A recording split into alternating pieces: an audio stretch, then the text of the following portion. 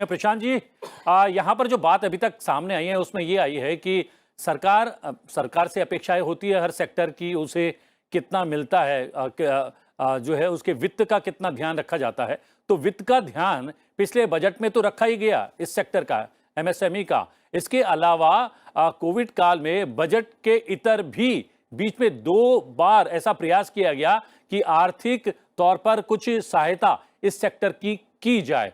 तो क्या ये काफी है? इससे क्या इस सेक्टर को कोविड काल से उबरने में सफलता मिली है?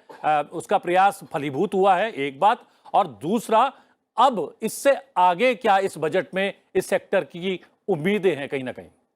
जैसे तोषनीवाल साहब कह रहे थे ना, उन जो एजेंडा सेटिंग के वक्त पे हम 3 मुद्दों पे चर्चा करते हैं। पहला मुद्दा ये है कि क्रेडिट की आवश्यकता है, वित्त की आवश्यकता है एमएसएमईज को। दूसरा ये है कि टेक्नोलॉजी इनेबलमेंट जरूरी है, और तीसरा ये है कि ईज ऑफ डूइंग बिजनेस जरूरी है। तो हर मुद्दे पे हम बात करते हैं कि क्या अब तक हुआ है और क्या होना जरूरी है। अगर हम क्रेडिट की बात करें तो ईसीएलजीएस जो स्कीम थी कोविड काल में आई हुई, बहुत ही महत्वपूर्ण रही है लघु मध्यम उद्यमियों के लिए। उसकी वजह से लाखों उद्यमियों को बहुत बड़ा फायदा हुआ है। अब वो स्कीम 31 मार्च को खत्म हो जाएगी। तब ये जरूरी है कि सीजीटीएमएसी उसे रीइंस्टेट किया जाए, क्योंकि वो अकेली स्कीम है अभी जो कि क्रेडिट इनेबलमेंट करती है, क्योंकि फॉर्मल क्रेडिट बहुत जरूरी है। आज भी 30 ट्रिलियन रुपीस का एक फॉर्मल क्रेडिट गैप है। क्रेडिट फॉर्मल नहीं मिलता, इसलिए लघु मध्यम उद्यमी महंगा वाला क्रेडिट, इनएक्सेसिबल क्रेडिट लेने की कोशिश करते हैं। दूसरा मुद्दा यह है क्रेडिट के मामले में कि अगर हम ट्रेड्स प्लेटफॉर्म जो आरबीआई ने शुरुआत की है और जीएसटी इनवॉइस नेटवर्क, इन्हें अगर कनेक्ट करा दें तो ट्रेड डिस्काउंटिंग आसान होगा और कई सारे बैंक्स मिलकर कम रेट्स पर लघु मध्यम उद्यमियों को वर्किंग कैपिटल मुहैया करा देंगे, जिसमें कि सरकार को भी कोई खर्चा नहीं होगा। ये रही बात क्रेडिट की। दूसरी बात है टेक्नोलॉजी की। टेक्नोलॉजी में ई-जेम प्लेटफॉर्म जो है बहुत बढ़िया है सरकार का।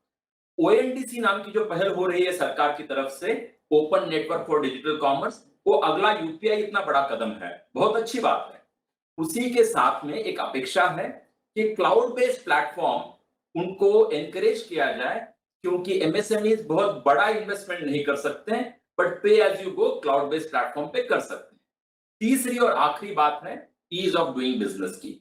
पिछले कुछ सालों में बिजनेस करना काफी आसान हो गया है, पर ये इतनी कॉम्प्लिकेटेड चीज है कि और भी इसमें आसानी आना जरूरी है। इसलिए हम चाहेंगे कि बजट में हम सुन पाए कि और ज्यादा ईज ऑफ डूइंग बिजनेस पे फोकस दिया जा रहा है। एमएसएमई क्या हो रहा है, एक्सपेंड हो रहा है, इस बात से हम एग्री करते हैं। But sir, MSME depend on the labours. तो मैं लेबर्स की बात करना चाहता हूँ कि ये जैसा कि हिंदू का रिपोर्ट है कि कुछ जो वेल्थ है केवल कुछ ही लोगों के हाथ में वो एक्यूमुलेट हो रहा है। तो मैं ये जानना चाहता हूँ कि जो इन दोनों के बीच का गैप हो रहा है, लेबर्स और ज़्यादा दोनों के बीच में गैप हो जा रहा है, इसको हम, क्योंकि हम जिस देश में रहते हैं इक्वलिटी की बात करते हैं, तो हम उसको इक्वलिटी से, दोनों के इक्वलिटी से होते हुए हम डेवलपमेंट कैसे कर सकते हैं? जी प्रशांत जी, आपने भी सुना होगा ये सवाल कि ये गैप क्या तभी भरेगा जब एमएसएमई सेक्टर की तरफ सरकार और ज्यादा ध्यान देगी, और ज्यादा उनके लिए छूट मुहैया कराएगी, सपोर्ट देगी, आर्थिक तौर पर उनको कहीं ना कहीं सपोर्ट देगी। ये बहुत सही है कि अगर ये गैप हमें कम करना है, तब हमें बॉटम अप पिरामिड पे ध्यान देना होगा। बॉटम अप पिरामिड क्या है? 98% बिजनेसेस ये एमएसएमईज हैं। उस बॉटम अप पिरामिड के ध्यान देना है। करना क्या है? अगर हमने logistics cost, energy cost, credit cost, ये तीनों कम कर दें, तो ज्यादातर एमएसएमईज अपना बिजनेस ठीक कर पाएंगे, और 11 करोड़ से ज्यादा लोग जो इन 7 करोड़ से ज्यादा एमएसएमई में काम कर रहे हैं, उन 11 करोड़ से ज्यादा लोगों को इसका फायदा होगा। क्या फोरकास्ट है आपका एमएसएमई को लेकर इस बजट में? मेरा यही फोरकास्ट है कि ओवरऑल मैक्रो इकोनॉमी की तरफ से मुझे लगता है कि 11% से ज्यादा नॉमिनल ग्रोथ दिखानी चाहिए, और 5.8% से कम फिस्कल डेफिसिट दिखाना चाहिए, और एमएसएमईज के ऊपर ज्यादा से ज्यादा एम्फेसिस देना चाहिए। अगर संभव हो तो इंटेंट को इंप्लीमेंटेशन पे फास्ट पेस से लाने के लिए एक डैशबोर्ड की व्यवस्था हो, ताकि जो बड़े अनाउंसमेंट होते हैं बजट में, अगले बजट तक हम हर महीने देख पाए कि उस अनाउंसमेंट का क्या हो चुका है।